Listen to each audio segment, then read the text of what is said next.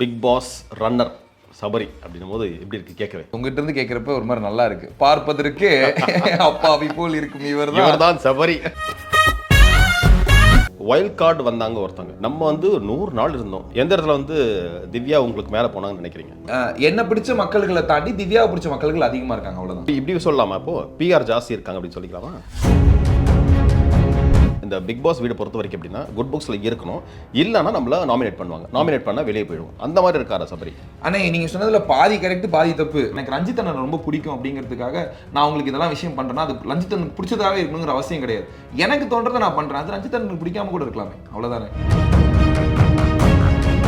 டிடிஎஃப்க்கு வருவோம். சாண்ட்ரா கீழே விழுந்துட்டு சபரி உள்ளே இருந்தது தான் டிடிஎஃபோட அந்த இது மாறி இருக்குமோ? எனக்கு அதெல்லாம் தெரியாது. சாண்ட்ரா கீழே விழுந்து சபரி உள்ள உட்கார்ந்து இருந்தா சபரி சபரி கிடையாது.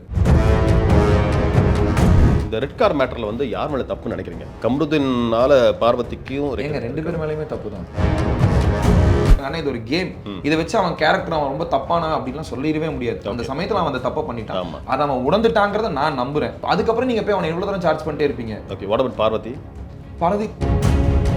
சாண்ட்ரா உண்மையா பேனிக் ஆனாங்களா, இல்ல வெளியில எல்லாரும் சொல்ற மாதிரி அவங்க நடிப்பு அரக்கியா? நான் இப்பயும் சொல்றேன், எனக்கு சாண்ட்ரா இதை பண்ணிருக்க வேணாமேன்னு தோண விஷயம் எது அப்படின்னா, அவன் போறப்ப சாண்ட்ராட்ட மன்னிப்பு கேட்கிறப்ப சாண்ட்ரா அப்படி பண்ணிருக்க வேணாம். அதுதான். போனதுக்கு அப்புறம் இவங்க கிட்ட பேசணுமா அப்படின்னு யோசிக்கிற ஆள்ல யார்? அந்த மாதிரி யாருமே கிடையாது. அந்த இல்ல நான் ரொம்ப சபரி வந்து நல்லவரா இருக்கலாம். இல்ல நம்ம பார்த்த ஒரு முகமா இருக்கு, வெளியில பார்த்தா இப்படி இருக்கு. ஓ, மக்கள் இப்படி. மத்ததெல்லாம் விட்டுறேன், நான் என்ன ட்ரோல் பண்ணது ரொம்ப சிரிப்பா இருந்தது. இந்த கனி அழுதுக்கு வெளியே வந்து பார்த்ததுக்கு அப்புறம் அந்த பாத்தியா? எப்பா என்ன புதுசா இந்த மோதிரங்கள்லாம் ஒரு மாதிரி டிஃபரெண்டா இருக்கு. இந்த ராசிக்கு இந்த கல்கள்லாம் போட்டு, இந்த பக்கம் சிங்கம், இந்த பக்கம் இல்ல, இந்த பக்கம் சிங்கம். நான் ஒரு சிங்கத்தை பார்க்க வந்திருக்கேன், அதனால சிங்கத்தை போட்டோம். இதை மட்டும் கட் பண்ணிருங்க. இது ஒரு நான் ஒரு ஆமன்றதுனால ஐயா இங்க பாருங்க. என்ன விசில் அடிக்கிறீங்க நீங்க? தாவைக்காவா? ஐயா நான் ஸ்டேஜ்ல விசில் அடிச்சதா இங்கே விசில் அடிக்கிறேன். இப்போ விசிலுக்கு நீங்க ஆதரவு தரீங்கன்னு அர்த்தம்.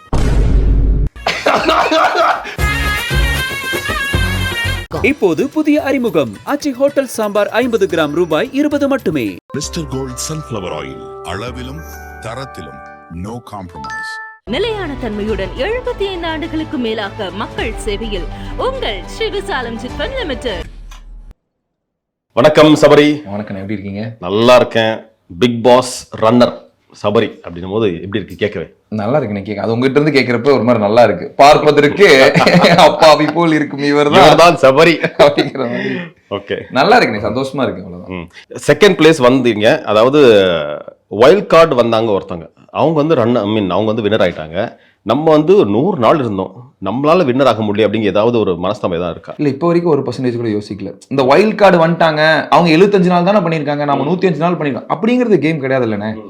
ஆனா அப்ப அவங்க அது நம்மளோட அதிகமா விஷயங்கள் ஓடி இருக்காங்க அப்படிங்கறதான அர்த்தம். அதை வச்சு இது கம்பேர் பண்ண அதுதானே ஒரு விஷயமே தவிர நம்ம தோத்ததுக்காக ஜெயிச்சதுக்காக அப்படிங்கறதெல்லாம் யோசிக்கவே கூடாது. இது வெற்றி தோல்வியே கிடையாது. ஃபர்ஸ்ட் விஷயம் தான். திவ்யாவுக்கு வந்து மக்களுக்கு வந்து நம்மளை விட திவ்யா பிடிச்சிருக்கு அப்படின்னு நினைச்ச ஏதாவது ஒரு பாயிண்ட்? அதனால நம்மளை விட அவங்களோட நம்ம கம்பேர் பண்ணிக்காம நான் இப்படி வேணா சொல்றேன், என்ன பிடிச்ச மக்கள்களை தாண்டி திவ்யாவை பிடிச்ச மக்கள்கள் அதிகமா இருக்காங்க, அவ்வளவுதான். இருக்காங்க. இல்ல அப்படி இப்படி சொல்லலாமா? இப்போ பிஆர் ஜாஸ்தி இருக்காங்க அப்படின்னு சொல்லிக்கலாமா? ஆனா இந்த பிஆர் கிட்ட எல்லாம் நீங்க என்னதான் அவங்க சொன்னதே தானே சொல்லிட்டு இருக்கு. இந்த பிஆர் அப்படிலாம் தாண்டி மக்களுக்கு முதல்ல பிடிக்கணும்னு அவங்க என்ன இப்போ ஒரு 10 லட்சம் ஓட்டு வாங்கியிருக்காங்கன்னு வச்சுக்கோங்களேன். 10 லட்சம் பிஆர் வச்சிருந்தாங்க. ஏன்னா இப்ப நிறைய நம்ம பார்க்கும்போது பாத்தீங்கன்னா கரெக்டான வின்னர் பாத்தீங்கன்னா சபரி தாண்டா. இவங்க வந்து பிஆர் மூலமா தான் வின் பண்ணாங்க திவ்யா அப்படிங்கிற மாதிரி. இதை நான் ஒத்துக்கவே மாட்டேன். ஒருத்தரோட வெற்றி நான் திருப்பி உன்னோட பெருந்தன்மையா இருக்கலாம், இங்கேயே சொல்லிடுறேன், உன்னோட பெருந்தன்மையா இருக்கலாம். பட் நாங்க பாக்குற கமெண்ட்ஸ் வச்சு நாங்க சொல்றோம். அதானே நான் அது மக்களுக்கு செய்தி சொல்றேன். என்னன்னா, ஒருத்தர் ஜெயிச்சதுக்கு அப்புறம் 2 விஷயமா சொன்னாங்க. கானா வினோத் இருந்திருந்தா அது வந்திருப்பாங்களா? இப்ப இது ஏங்க அப்படிலாம் ஒருத்தங்க ஜெயிச்சிருக்காங்க, அந்த வெற்றியை நம்ம அதுக்கு மேல ஒரு முலாம் பூசக்கூடாது. இதனாலதான் நீ இதை பண்ண, அதனால அப்படிலாம் கிடையாது. அவங்க ஜெயிச்சிருக்காங்க ஃபர்ஸ்ட் ஃபேக்ட். ரெண்டாவது ஃபேக்ட் என்னதான் அவங்க பிஆர் வச்சு நீங்க அந்த இவங்கலாம் அந்த கமெண்ட்ஸ்ல மாதிரி வச்சு சொன்னாலுமே அது பிடிச்சிருந்தா, நீங்க என்னதான் கடைக்கு ஒரு நல்ல கடைக்கு விளம்பரம் பண்ணலாங்க, பிடிச்சிருந்தா தானே அந்த கடைக்கு போய் சாப்பிட செய்வாங்க. உண்மை தானே? அது பிடிச்சி போய் விளம்பரம் ஒண்ணு இருக்குல்ல. ஆனா நான் இப்பயும் சொல்றேன், விளம்பரம் பண்ணாதாவே இருக்கட்டுமே, அந்த ப்ராடக்ட் நல்லா இருந்தா அந்த விளம்பரமே பண்ண முடியும். அப்படியே யோசிக்க முடியாது. என்னதான் நீங்க விளம்பரம் பண்ணாலுமே இந்த பக்கம் ஒரு பூ வச்சு பண்றீங்க, இந்த பக்கம் வந்து ஒரு முல்லை வச்சு பண்றீங்க. என்னதான் நீங்க வந்து முல்லை பூன்னு ப்ரொமோட் பண்ணாலும் பிடிச்சிருந்தா மட்டும் தான் எடுத்து தலையில வைப்பாங்க. பிடிச்சிருக்கனால தலையில வச்சிருக்காங்க. அதாவது சபரி வந்து நாங்க 100 நாள் பார்த்த சபரி தான் இன்னைக்கும். ஆனா நீங்க 10 வருஷத்துக்கு முன்னாடி பார்த்த சபரி தான் இப்பயும். நான் இப்பயும் சொல்றேன், உண்மை அதுதான். ஓகே, சில இடங்கள்ல வந்து சபரி வந்து வாண்டடா கோவத்தை கட்டுப்படுத்துறாரு. 100 நாள்ல இருந்தது சபரி வந்து சில இடங்கள்ல பர்ஸ்ட் ஆகுறாரு. ஆனா வாண்டடா கட்டுப்படுத்த நம்ம வந்து ரொம்ப ஷவுட் பண்ணாலோ ரொம்ப சத்தம் போட்டாலோ நம்ம வந்து ஒன்ஸ் என்னன்னா எல்லாரோட குட் புக்ஸ்ல இருக்கணும். இந்த பிக் பாஸ் வீடு பொறுத்த வரைக்கும் எப்படின்னா குட் புக்ஸ்ல இருக்கணும், இல்லைன்னா நம்மள நாமினேட் பண்ணுவாங்க. நாமினேட் பண்ணா வெளியே போயிடுவோம். குட் புக்ஸ்ல இருந்துட்டோம்னா நாமினேஷனே நடக்காது, நம்மள வந்து ஓட்டே பண்ண மாட்டாங்க. ஓட்டு பண்ணலாம் ஆப்வியஸா நம்ம வந்து அந்த வாரத்தில் நாமினேஷன் லிஸ்ட்ல வர மாட்டோம், எலிமெண்ட் ஆக மாட்டோம். அந்த மாதிரி இருக்காரா சபரி? ஆனா நீங்க சொன்னதுல பாதி கரெக்ட் பாதி தப்பு. அங்க அதிகமா நாமினேட் ஆயிருக்கேன், இன்னும் அது ஒரு விஷயம். குட் புக்ஸ்ல இருக்கணுங்கிறதுக்காக ஃபர்ஸ்ட் சொன்னீங்களா கண்ட்ரோல் பண்ண. ஆமா நான் கண்ட்ரோல் பண்ணனே கோவத்தை. ஒரு மனுஷனா கோவத்தை கண்ட்ரோல் தான் பண்ணணும். உண்மை எனக்கு அதுதான். எங்க அப்பா சொல்ற மாதிரி தான் கோவம் வந்து ஒரு அழகான ஒரு விஷயம், அது தீயா மாற மாற அது ரொம்ப தப்பான ஒரு விஷயம். கோவத்துக்கான காரணம் போய் கோவம் நம்மளே எரிச்சிரும்.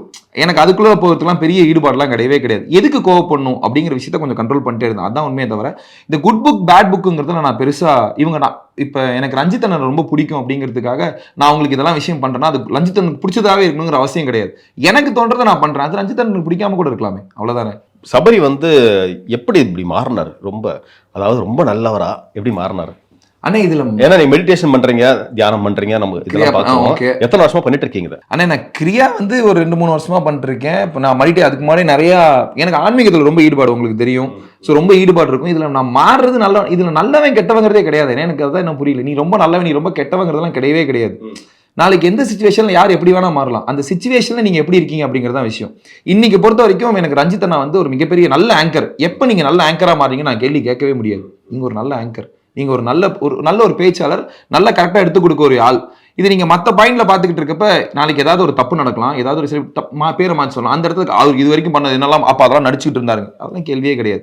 இந்த சமயத்துக்கான விஷயத்தை வச்சுதான் பார்க்க முடியும். இப்போ டிடிஎஃப்க்கு வருவோம். லாஸ்ட் கார் டாஸ்க்ல ஒருவேளை சாண்ட்ரா கீழே விடாம இருந்திருந்தா, அதாவது பார்வதியும் கமருதன் தள்ளி விடாம இருந்திருந்தா, சபரி வந்து உள்ளே இருந்திருந்தா, ஆர்எல் சாண்ட்ரா கீழே விழுந்துட்டு சபரி உள்ளே இருந்ததா டிடிஎஃபோட அந்த இது மாறி இருக்குமோ? அரோரா வின் பண்ணாம சான்சஸ் இருந்திருக்கலாமா? எனக்கு அதெல்லாம் தெரியாது. சாண்ட்ரா கீழே விழுந்து சபரி உள்ள உட்கார்ந்து இருந்தா சபரி கிடையாது, அதான் நான் ஒத்துக்கிறேன். எனக்கு கேம் விட மனிதாபிமானம் தான் முக்கியம், ஹியூமனிட்டி. ஆனா அதுதானே என்ன விஷயம். இது என்ன, அது என்ன பெரிய விஷயமானா இருக்கட்டும். ஒருத்தங்க கீழே விழுகிறப்ப அது எப்படி உள்ள உட்காந்துட்டு இருக்க முடியும்? என்ன பொறுத்த வரைக்கும் அப்படி உட்காந்துட்டு இருக்க முடியாது. அதுக்காக உள்ள உட்காந்தவங்களாம் நான் தப்பு சொல்லுவேன் கிடையாது. நான் அப்படி கிடையாது, அவ்வளவுதான். என்ன நடந்ததுன்னு சொல்ல முடியுமா? உள்ள நாங்க பார்த்தோம், லைவ்ல பார்த்தோம். என்ன நடந்தது சொல்லுங்க. யார் மேல தப்பு அப்படிங்கிறது? ஆனா இதுல தப்பு சரிங்கிறத பார்த்தா எங்களை விட உங்களுக்கு தான் அதிகமா தெரியும். நாங்க ஒரு பாயிண்ட் ஆஃப் வியூல எங்களுக்கு கண்ணில் தெரியுற ஒரே ஒரு வியூல வச்சு தான் நாங்க சொல்ல முடியும். இல்ல அது காட்டாஸ் பொறுத்த வரைக்கும் வேற எங்கேயுமே எங்களுக்கு வியூஸ் காட்டல. ஏன்னா அதுதான் மெயின் இது. இல்ல அதுதான் சொல்றேன். இப்போ என்னன்னா எனக்கே பார்த்தா திரும்பி பேசுற மாதிரி தான் இருக்கும்.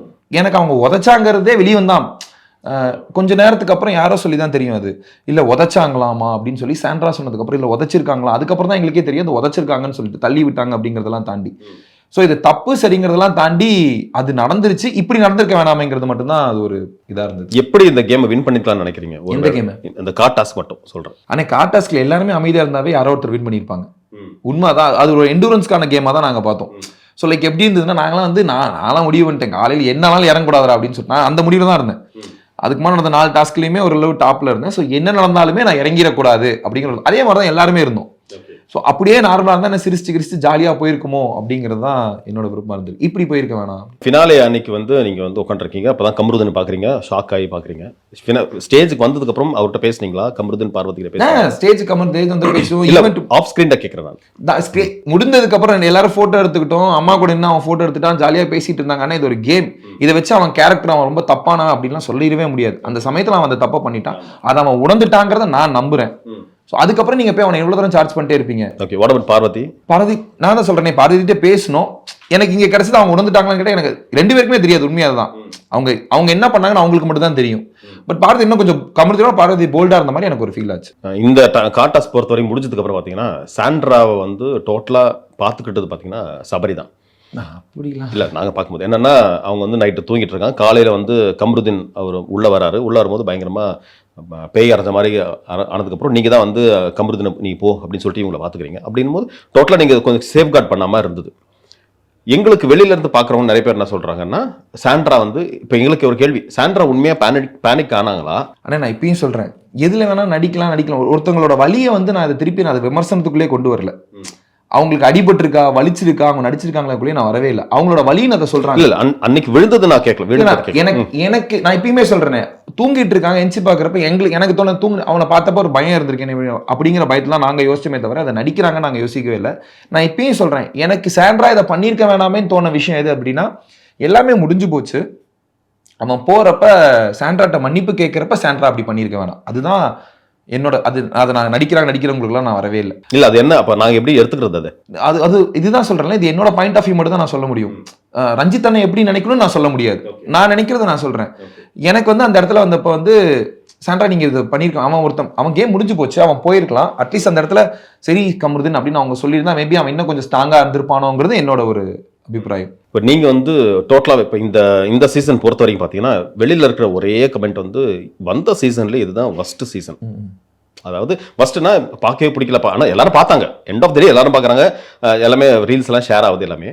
ஆனால் வந்து ஏன் இந்த 8 சீசன்ல வந்து ஐ மீன் இந்த 9 சீசன் வந்து 8 சீசன் கொஞ்சமாக நல்லா இருந்தது, 9வது சீசன் ரொம்ப ஒஸ்டா இருக்குப்பா அப்படின்னு நினைக்கிறாங்க.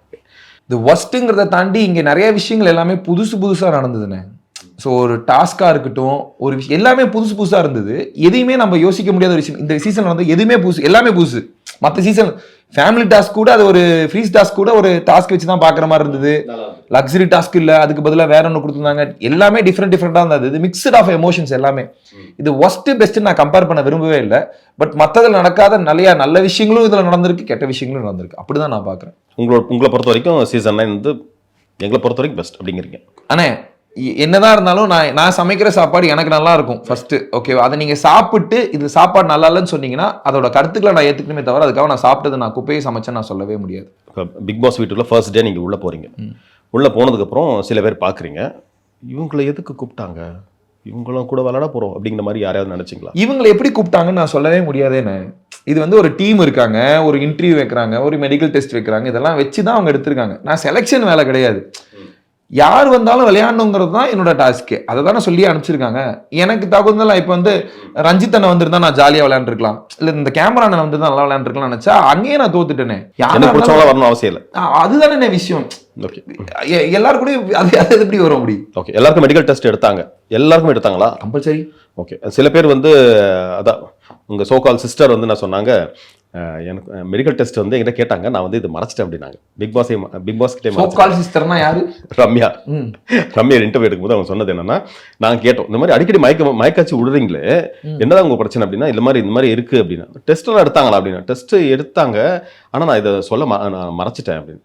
ஏங்க மறைச்சிங்க அப்படின்னா, இல்ல ஒருவேளை சொல்லியிருந்தா நான் இந்த சீசன் வந்திருக்க மாட்டேன் மேபி அப்படின்னாங்க. ஸோ அந்த மாதிரி இல்லை, அது மெடிக்கல் டெஸ்ட்டுங்கிறது என்னன்னா ஜென்ரலாக அவங்களோட ஃபிசிக்கல் டெஸ்ட் எடுப்பாங்க, சைக்கலாஜிக்கல் டெஸ்ட் எடுப்பாங்க, இதெல்லாமே எடுத்திருக்காங்க. அது அவங்க மறைச்சது டீம் தப்பா ரம்யா தப்பா? ரம்யா தப்பு. அப்புறம் அதுக்கு அதை எப்படி எடுத்தாங்களான்னு கேட்க முடியும். ரெண்டாவது விஷயம் என்னன்னா, ரம்யாவுக்கு அப்படி ஒரு ப்ராப்ளம் இருக்கு நாங்கள் கேட்டதுக்கு அப்புறம் தான் அவங்க சொன்னாங்க, இந்த மாதிரி ஏதோ ரயில் ஆக்சிடென்ட்ல போறப்ப தலையில் அடிபட்டு ஏதோ 16 ஸ்டிச்சோ 17 ஸ்டிச்சோ போட்டிருக்காங்க, என்னால் ரொம்ப இது எடுத்துக்க முடியாதெல்லாம் சொன்னாங்க. அதனால அதை அவங்க மறைச்சிருக்க வேணாமா, அது அவங்களோட விருப்பம். சில பேருக்கு வந்து இதை நாம உள்ள போயிட முடியுமா அப்படின்னு யோசிக்கிறதுக்காக கூட அவங்க சொல்லியிருக்கலாம். பட் மெடிக்கல் டெஸ்ட் கண்டிப்பாக எடுப்பாங்க. நீங்கள் வந்து வீட்டுக்குள்ளே வந்து ஒரு பவுண்டரிலேயே இருந்தீங்களோ, கனியோட பவுண்டரிலேயே இருந்தீங்களோ, கனி விக்ரம், ஏன்னா ஒரு செட் ஆஃப் பீப்புள் இருந்தீங்க. இப்போ நாங்கள் பார்க்குறவங்க என்ன சொல்கிறோம்னா, சீசன் 4க்கு அப்புறம் இதுதான் அன்பு கேங், சீசன் 1 ஒன்றது, சீசன் 2 வந்து அன்பு கேங் இது அப்படிங்கிற. அந்த அன்பு கேங்கோட தலைவி பாத்தீங்கன்னா கனி. கனி நீ தான் இப்ப தலைவர் பிச்சிருவேன். சபரிசம் தானே அதை சொன்னீங்க, இப்ப என்ன சபரிசமா இது கனியிசம் நாங்க சொல்றோம். இல்ல என்னன்னா இது ஒரு நல்ல பிளே தான், ஆனா வந்து எப்போ அந்த கேம் வந்து ஸ்பாயில் ஆகுதுன்னா மொத்தமா குரூப்பா விளையாடும் போது ஸ்பாயில் ஆகுது. அந்த மாதிரி என்ன ஃபீல் பண்ணிருக்கீங்க? நான் ரொம்ப ஓப்பனா சொல்லுவேன், இந்த குரூப்பா உட்கார்ந்து இந்த குரூப்பிசம்னா என்ன விஷயம் தெரியுங்களா? நான் பார்த்ததை நான் அப்சர்வ் பண்ண விஷயம் என்னன்னா, இப்போ இவங்க நல்லா விளையாடுறாங்க, இவங்களுக்கெல்லாம் ஓட்டு போட்டு கம்மி பண்ணிடுங்க, எல்லாரும் இவங்களை நாமினேட் பண்ணலாம் அப்படிங்கிறத நான் யோசிப்பேன். அந்த கேமோட மெயின் விஷயமா நீங்க என்ன யோசிப்பீங்க? ஒரு கேம் ஒரு பிளேயர் எலிமினேட் பண்றது தான் அதோட அல்டிமேட் கோலா இருக்கும் ஒவ்வொரு வாரமும்.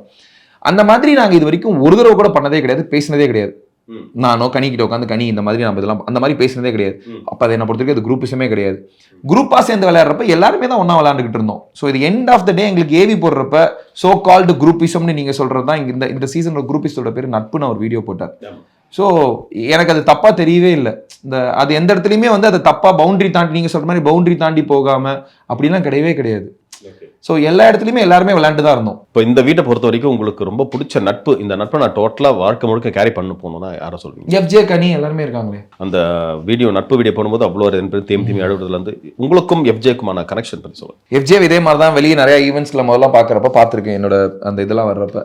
ஸோ அப்படி பார்க்குறப்ப அந்த அண்ணா அண்ணா அண்ணா அப்படின்னு சொல்கிற பசங்களாம் அவனு ஒருத்தன் சப்ரீனா அப்படின்னு சொல்லிட்டு ஆனா உள்ள வந்ததுக்கு அப்புறம் நாங்க சொன்ன விஷயமா தான் அந்த அண்ணன் தம்பி பாசம்லாம் வச்சுக்கவே கூடாது, எல்லாருமே வந்து ஃப்ரெண்ட்ஸா தான் இருக்கணும். ஏன்னா அது எங்கேயும் பின்னாடி ஒரு திருப்பி இந்த குரூப்பிசம் அந்த மாதிரி தான் வந்துருமோன்னு நாங்க எல்லாம் பேசியிருந்தாலும் அவன் அண்ணன் கூப்பிடவே இல்லை.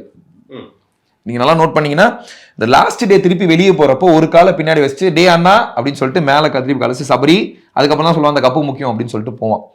அந்த இதில் நாங்கள் தெளிவா இருந்தோம். பட் எனக்கு கிடைச்ச ஒரு உண்மையான அன்புல எஃப்ஜே வந்து நான் விட்டு கொடுக்கவே மாட்டேன் எந்த ஒரு இடத்துலையுமே. நான் அது ஒரு அருமையான ஒரு பாண்ட். சபரி சொல்றாரு இந்த அண்ணன் தம்பி மேட்டர்லாம் வந்து வெளியே வச்சுக்கணும், அண்ணன் தம்பிகள்லாம் இங்கே விட்டு. ஆனா சபரியே வந்து ரம்யா கிட்ட வந்து அண்ணன் தங்கச்சி பாண்ட்ல தானே இருந்தாரு கண்டிப்பா. பேசும்போது. ஆமா, அது மட்டும் எனக்கு நான் தான் சொல்றேன் இல்லைங்களா, அந்த 2 வாரம் வந்து தங்கச்சி அண்ணன் அண்ணன் சொல்றப்ப என்ன ஆகும்னா அதை நீங்க அவாய்ட் பண்ணவே முடியாது. இங்க பாரு அதையும் ஆனா ஒரு வாரத்துக்கு அப்புறம் நாங்க பேசி 2 வாரத்துக்கு அப்புறம் அதை பேசி அதுக்கப்புறமா நான் அந்த அண்ணன் தங்கச்சி அப்படிங்கிற சொல்றது கிடையவே கிடையாது. நல்லா எப்ப அந்த பாண்டுக்குள்ள நீங்க விழுவுறீங்கன்னு யோசிக்க ஆரம்பிச்சிங்களோ, கேம் எப்ப ஸ்பாயில் ஆகுதுன்னு யோசிக்க ஆரம்பிக்கலாம், அது விலகி வர்றதானே ஒரு புத்திசாலித்தனம். இதை வெளியே போய் பேசிக்கலாம் அப்படிங்கிறது அதுதான் நடந்துச்சுன்னு நான் நினைக்கிறேன். பொதுவாக வந்து ஒரு டாக் எப்பவுமே இருக்கும். அதாவது டாப் ஃபைனலிஸ்ட் பார்த்தீங்கன்னா ஆர்எஸ் டாப் 2ல வந்து எப்பவுமே விஜய் டிவி ப்ராடக்ட் கண்டிப்பாக இருப்பாங்க அப்படின்னு அது ஸ்டார்டிங் வந்து இருக்கு.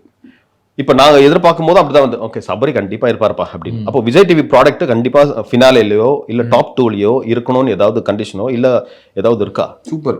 சபரி எத்தனை வருஷமா உங்களுக்கு தெரியும்? எத்தனை 10 வருஷமா தெரியும்? சும்மா எடுத்துக்கோ 10 வருஷம் தெரியும். நான் உங்களுக்கு மட்டும் கேட்கிறேன், இது ஜென்ரலா மக்கள். சபரி ஒரு நல்ல ஆங்கர் நம்புறீங்களா? சபரி ஒரு நல்ல என்டர்டெய்னர் நம்புறீங்களா? சபரி நல்லா விளையாடுவாங்கிறத நம்புறீங்களா? நான் ரஞ்சிதனாக்கு மட்டும் வச்சுக்கிறேன். இது என்ன பேருனா என்ன விஜய் டிவி ப்ராஜெக்ட் நான் சொல்றேன் ப்ராடக்ட்னு சொல்றதுல எனக்கு எந்த தப்புமே தெரியல. இதுக்கு முன்னாடி நான் சொல்றேன் எல்லா சேனல்லையுமே நான் ஒர்க் பண்ணியிருக்கேன். உங்களுக்கு தெரியும் 500 ரூபாய்க்கு ஒரு நாளைக்கு வேலை கொடுக்குற சம்பளத்துல இருந்து அதுக்கு எத்தனை எபிசோடு எடுப்பாங்க எல்லா சேனலையும் நான் அடிப்பட்டு வேலை செஞ்சிருக்கேன், எல்லா இடத்துலையும் பண்ணியிருக்கேன். நான் எதையும் இங்கே பேர் குறிப்பிட முடியாது. மற்றபடி இங்கே நீங்க ஒரு சேனல் சொன்னீங்கன்னா அதில் கண்டிப்பா நான் அது ஒரு வேலை பண்ணியிருப்பேன். அந்த வேலை இருக்கப்ப அப்படிதான் இந்த டைம்ல என்ன ஹீரோவாக்கி எனக்கு ஒரு பெரிய மதிப்பு கொடுத்தது விஜய் டிவி.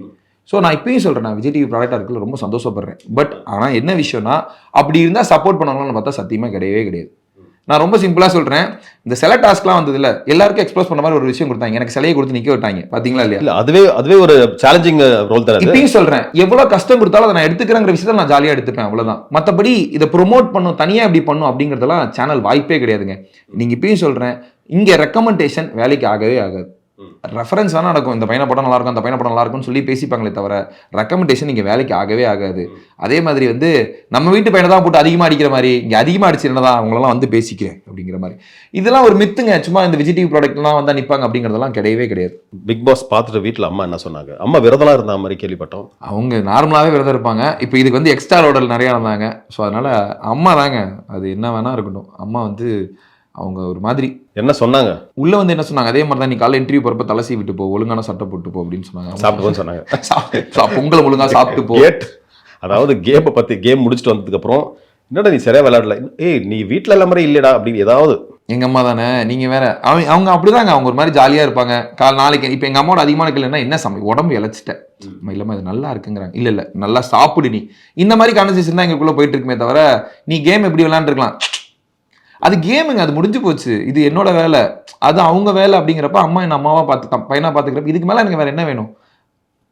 இந்த வீட்டு விட்டு போனதுக்கு அப்புறம் இவங்க கிட்ட பேசணுமா அப்படின்னு யோசிக்கிற ஆள் யாரு? அந்த மாதிரி யாருமே கிடையாது.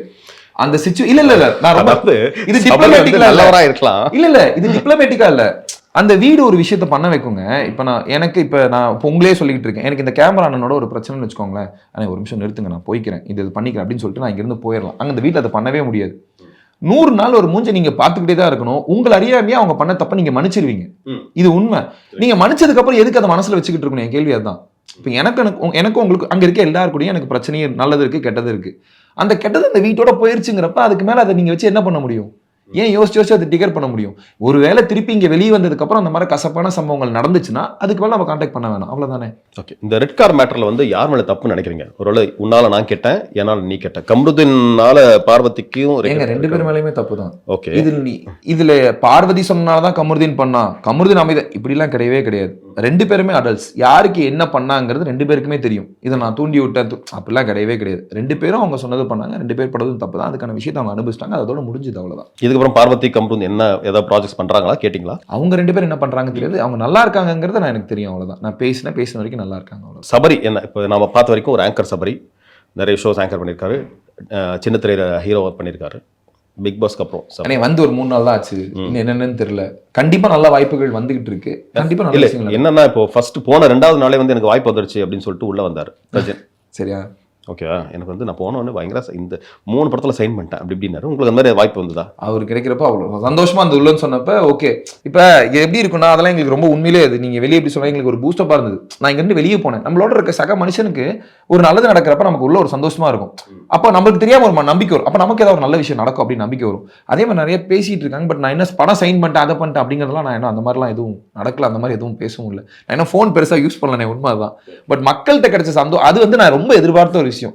இந்த ஆர்டிஸ்டா நம்மளாம் இருக்கப்ப, ஆங்கரா இருக்கப்ப, இந்த மைக்கு பிடிக்கிறப்ப, நம்ம வர்றப்ப, நம்ம பேரை சொல்றப்ப அந்த கைத்தட்டல் வரும்ல, அது நமக்கு தெரியாம ஒரு விஷயத்த உள்ள ஒன்று கொடுக்கும்.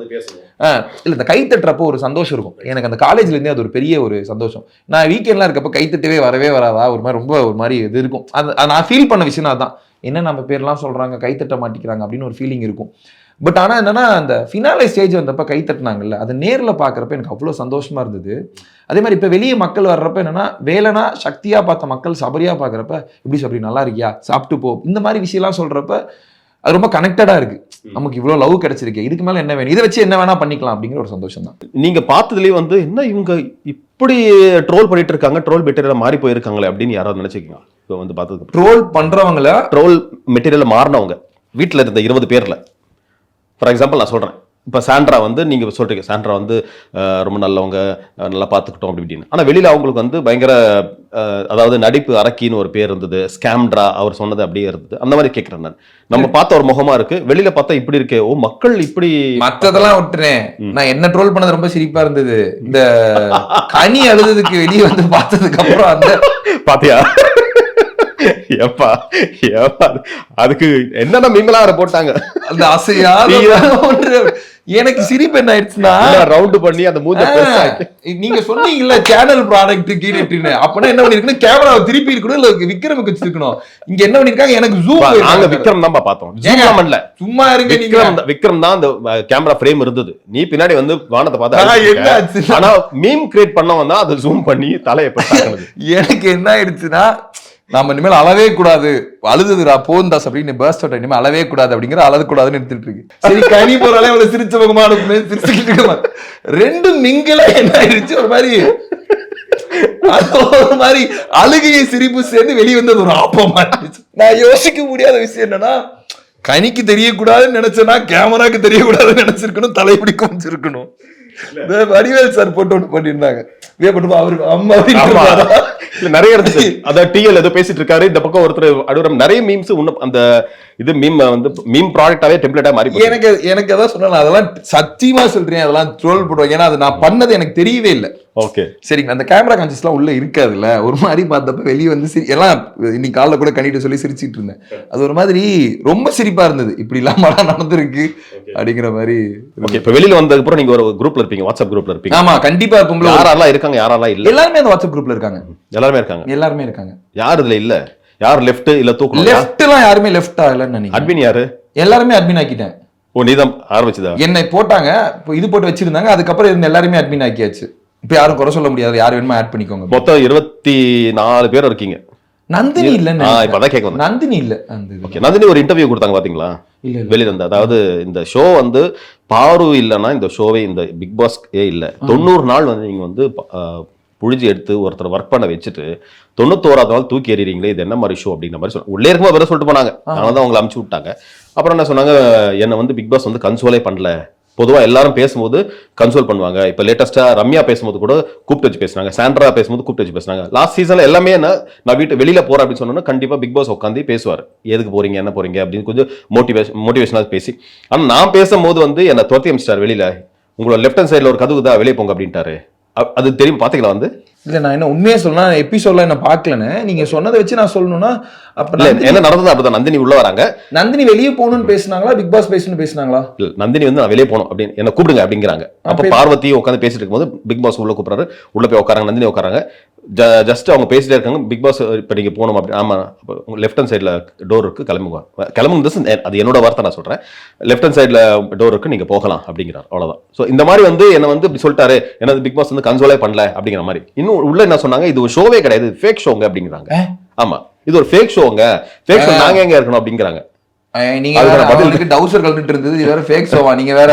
அது எனக்கு ஆனா அது ஒரு விஷயமும் ஒன்று சொன்னாங்க, அதாவது கலையரசனை பார்த்து நீ தான் டைட்டில் வின்னர்னு சொல்லிட்டு போனாங்க. ஸோ இதெல்லாம் எப்படி பாக்குறீங்க? நந்தினியோட பெர்ஸ்பெக்டிவா தான் பார்க்கணும். இது வந்து நந்தினி அந்த இடத்துல ஒரு எமோஷனலா இருந்தாங்க. இப்போ நீங்க சொல்றத வச்சு சொல்லணும் அப்படின்னா அப்ப நந்தினி விளையாடணும்னு நினைச்சிருக்காங்க மேபி. அப்ப அப்படி நடந்திருக்க கூடாது. உண்மை அதுதான். நான் இப்ப நீங்க பாருங்க, இப்ப நான் வரலன்னா பண்ணிடுவேன் பாரு அப்படின்னா சரி பண்ணிட்டு இருக்காங்க, அவ்வளவுதான். அந்த இடத்துல ஒன்றும் அது ஒரு ஓவரா பண்ணிட்டாங்களோ. ஏன்னா பொதுவாகவே பிக் பாஸ் வந்து என்ன பண்ணாலும் கொஞ்சம் உட்காந்து பேச வைப்பாங்க. பேச வச்சுட்டு இல்ல அதில்ல அந்த மீட்டர்லாம் எனக்கு தெரியாதுங்க. நமக்கு ஒருத்தவங்களோட எமோஷன் வந்து நீ இவ்வளவுதான் கோவப்படணுங்கிறதால நம்ம சொல்ல முடியாது, சரிங்களா? அது வந்து இப்ப நீங்க அவங்க கோவப்பட்டது அவங்க போனதெல்லாம் நான் தப்பா சொல்ல. இன்டர்வியூல வந்து இப்ப நீங்க சொன்னது எனக்கு வித்தியாசமா தெரியுது. ஏன் நான் இப்போ வெளியே போகிறப்ப நீ ஏன் பிக் பாஸ் வந்து கேட்கல அப்படின்னு சொல்றது ஏன் கேட்கணும் எனக்கு புரியலையே. ஸோனா வெளியே போகக்கூடாது தானே, அப்புறம் நான் போயிடுவேன் அப்படின்னா அப்புறம் என்ன அர்த்தம்? அது வந்து அது மட்டும் தான் எனக்கு தப்பா தெரியுது. மற்றபடி அவங்க ஒரு நல்ல பிளேயருங்க. ஆக்சுவலி இருந்த வரைக்குமே நல்லா டஃப் கொடுத்தாங்க அவங்க. ஆனால் வந்து 90 நாள் வந்து பார்வதியால தான் அந்த ஷோ போச்சா? அது அவங்களோட விஷயம். இல்ல பொதுவாகவே வெளியே அதாவது பார்வதி நெகட்டிவோ பாசிட்டிவோ அது போல கத்திட்டே இருக்குது, சண்டை போட்டுனே இருக்குது. ஏன்னா பிரியங்கா வந்து ஒரு விஷயத்த சொன்னாங்க, இந்த ஷோ ரன் ஆகுதுன்னா பார்வதி ஏதோ பண்றாடா, அவர் நெகட்டிவா பண்றாளோ பாசிட்டிவா பண்றாளோ இது ஒன்று. அந்த மாதிரி நீங்க ஃபீல் பண்ணிருக்கீங்களா? இல்ல நான் எப்பயும் சொல்றேங்களேங்க, ஒரே சொன்னாங்க ப்ரோமோவதினு பேர் இருக்கு அப்படின்னாங்க. அவங்களுக்கு தெரிஞ்ச விஷயத்த பண்றாங்க. அதை நான் ப்ரோமோல வரணுன்றதுக்காக சில பேர் பண்ணுவாங்க. இல்ல அதை அவங்க பண்ணாங்களான்னு கேட்டா எனக்கு தெரியாது. நீங்க இந்த துடுக்கு கேள்விகள் கேட்டாலும் என்கிட்ட இருந்து இந்த பதில் தான் வரும், சரிங்களா? நல்லவர் கூல் நல்லவர்லாம் கிடையாது. இதுக்கு பதிலே இவ்வளவுதானே. நம்ம எவ்வளவு சொன்னாலுமே பார்வதி பண்ணிருக்காங்களா, அவங்க என்ன பண்ணாங்கன்னு அவங்களுக்கு தான் தெரியும். நிறைய பிளே பண்ணிருக்காங்கன்னா கொடுத்துருக்காங்க. அதுக்குன்னு பார்வதி மட்டும் தான் பண்ணாங்களான்னு கேட்டா கிடையாது. கடந்த 2 சீசனா வந்து விஜய் சேதுபதி சார் வந்து கொஞ்சம் வெளியில நிறைய பேர் வந்து அது எல்லாருக்குமே எல்லாரையும் பிடிக்கணும்னு அவசியம் எல்லாம் கிடையாது. ஆனா ரொம்ப ட்ரோல் ஆகிறாரோ அப்படிங்கிற மாதிரி. அவர் கரெக்டா ஹோஸ்ட் பண்ணாருன்னு நினைக்கிறீங்களா? அவரை விட எனக்குலாம் ரொம்ப பிடிச்சது. அவரோட யார் ஹோஸ்ட் பண்ணுவாங்க அப்படிங்கிற மாதிரியா? நீங்க கேட்கிற துடுக்கு கேள்விக்கு நான் பதில் சொல்லணும் அப்படி என்னால சொல்ல முடியல. நல்லா பண்ணலையா? அதான் நான் சொல்ல வரேன். அப்படி கேட்டீங்கன்னா என்னால பதில் சொல்ல முடியாது. என்னன்னா எனக்கு கமல் சார் பண்ணப்ப நான் உள்ள இல்ல, அதனால எனக்கு தெரியாது எப்படி அவங்க ஹேண்டில் பண்ணாரு. சேது நான் பண்ணப்ப நான் உள்ள இருந்தேன், என்ன நல்லா தான் ஹேண்டில் பண்ணாருன்னு எனக்கு நம்பிக்கை இருக்கு. விஜய் சேதுபதி அவர்கள் வந்து வாரத்துல ஒரு நாள் சாட்டர்டே வராரு, 2 எபிசோட் முடிச்சு போறாங்க. அதுதான் உங்களுக்கும் அவருக்கும் உள்ள கனெக்ஷன். அதே மாதிரி தான் கமல் சாரும் நீ வெளியில இருந்து பாக்குறீங்க. விஜய் சேதுபதி சார் வீட்டுக்குள்ளேயே இருந்துட்டு அப்படிதான் விஜய் சேதுபதி நல்லா பண்ணாரு அப்படின்னு சொல்லலாம். சோ வெளியில இருந்து பாக்குறதோ உள்ள இருந்து பாக்குறதோ ஒன்று தானே. உள்ளே நீங்க டிவில தான் பாக்குறீங்க அவரை. உள்ள டிவில எங்களுக்கு உள்ளலாம் வந்திருக்காரு. இதுல என்ன இருக்கு? இல்ல ஃபைனல் தான் வந்தாரு. ஆனா ரொம்ப சிம்பிளா சொல்றேன், எங்களுக்கு புரிஞ்ச மாதிரி சில விஷயங்களை சொல்லுவார். ஓகே, அவர் சொன்ன பாயிண்டே நான் சொல்றேன். நீ நல்லவனா கெட்டவனாங்கிற சர்டிபிகேட்டை ஏன் வெளியே கொடுக்குற? அதை ஏன் நீ வெளியே கொடுக்குற? அதை நான் எடுத்துக்கிட்டேன். யார் என்ன வேணா சொல்லிட்டு போட்டோமே, நான் என்னங்கிறது எனக்கு தெரிஞ்சா போதுங்கிறது. அந்த பாயிண்டை விட வேற என்ன பாயிண்ட் வேணும்? ட்ரோல் மெட்டீரியல் நீங்க சொன்னதுக்கு அவர் சொன்ன ஆன்சரே சொல்றேன். உன் முன்னாடி என்ன வேணா கொட்டுட்டோம், அதை எடுக்கிறதும் எடுக்காதும் உன்னோட விருப்பம் புத்தரோட ரெஃபரன்ஸ் வச்சு சொன்னாரு. இதுக்கு மேல என்ன வேணும்? ஒரு தெளிவான விஷயங்கள். இந்த மாதிரி எக்கச்சக்கமா சொல்லிட்டு இருக்கப்ப எனக்கு ரொம்ப பர்சனலா பிடிச்சிருந்தது, அவ்வளவுதான். சூப்பர். சபரி வந்து வெளியில சொல்ற மாதிரிலாம் கிடையாது. சபரி வந்து எப்பவுமே நல்லவர் தான், கூல் பர்சன் தான். ஸோ சபரிக்கு வந்து அடுத்தது ப்ராஜெக்ட்ஸ் பெரிய லெவலில் வரணும். ஏன்னா சபரி நான் வந்து ரொம்ப உழைப்பாலே நான் பார்த்துருக்கேன். ஏன்னா சில ஈவெண்ட்லாம் பார்த்தா சில பேர் உட்காண்டே இருப்பாங்க. நான் தான் ஈவெண்ட் நடத்தணும், நான் உட்காண்டே இருப்பேன். ஆனால் சில ஈவெண்ட்லாம் பார்த்தா சுற்றிக்கிட்டே இருப்பான் சபரி. அது நான் ஒரு இன்டர்வியூல சொல்லியிருக்கேன், நான் சபரியும் சுற்றிக்கிட்டே இருப்பேன். அந்த ஃபர்ஸ்ட் இந்த வாட்டர் டாஸ்க்லாம் ஃபர்ஸ்ட் வைக்க வரும்போது நீ தான் ரொம்ப கடுமையாக உழைச்ச, நீயும் கம்ருதினும் மெயினாக நீ இருந்தது. ஸோ அப்படி இருக்கும்போது ஒரு பயங்கரமான உழைப்பாளி, உழைப்புக்கேற்ற ஊதியம், உழைப்புக்கேற்ற ஒரு அடுத்த லெவலுக்கு நீ போகிறது என்னோட வாழ்த்துக்கள். ரொம்ப நன்றி, தேங்க்யூ. நம்ம ஏற்கனவே சொன்ன மாதிரி இது எனக்கு ரொம்ப புதுசான ஒரு அனுபவமா இருக்கு. அந்த பக்கம் உட்காந்து கேள்வி கேட்டிருக்கேன். இப்போ இந்த பக்கம் உட்காந்து நம்மள கேள்வி கேட்கிறப்ப நமக்காக 2 பேர் எழுதுறப்ப ரொம்ப சந்தோஷமா இருக்கு. நான் சொல்றேன், மக்கள் உங்களை எப்படி நினைக்கிறாங்க, நான் கேட்ட கேள்வி திருப்பி எனக்கு கேட்கிறப்ப அந்த லவ்வை கொடுத்த மக்களுக்கு ரொம்ப ரொம்ப நன்றி. உண்மையிலே நாங்களாம் உங்களை சீனியர் எவ்வளவு தூரம் பார்த்துருக்கோம், நீங்க எங்களை கேள்வி கேட்கிறப்ப அது இன்னும் எனக்கு ரொம்ப சந்தோஷமா இருந்தது. இந்த ஆப்பர்ச்சுனிட்டி கொடுத்ததுக்கு ரொம்ப ரொம்ப நன்றி. ஆனா என்ன புதுசா இந்த மோதிரங்கள்லாம் ஒரு மாதிரி டிஃப்ரெண்டா இருக்கு. இந்த ராசிக்கு இந்த கல்கள்லாம் போட்டு இந்த பக்கம் சிங்கம், இந்த பக்கம் சிங்கம். நான் ஒரு சிங்கத்தை பார்க்க வந்திருக்கேன், அதனால சிங்கத்தை போட்டு வந்தேன். இதை மட்டும் கட் பண்ணிருங்க. இது நான் ஒரு ஆமன்றதுனால ஐயா இங்க பாருங்க, என்ன விசில் அடிக்கிறீங்க நீங்க? தாவேக்காவா? என்னங்க விசில் அடிக்க தாவேக்காவா? ஐயா நான் ஸ்டேஜ்ல விசில் அடிச்சதா இங்கேயும் விசில் அடிக்கிறேன். நல்லது எல்லாத்துக்குமே விசில் அடிப்பேன். இப்பயும் சொல்றேன், நல்லது நடக்கட்டும். அப்போ விசிலுக்கு நீங்க ஆதரவு தரீங்கன்னு அர்த்தம். வழக்கம் போல கடைசியில வரீங்க இல்லையா? ஓகே, உண்மையிலே நல்லது நடந்தா சந்தோஷம். நன்றி.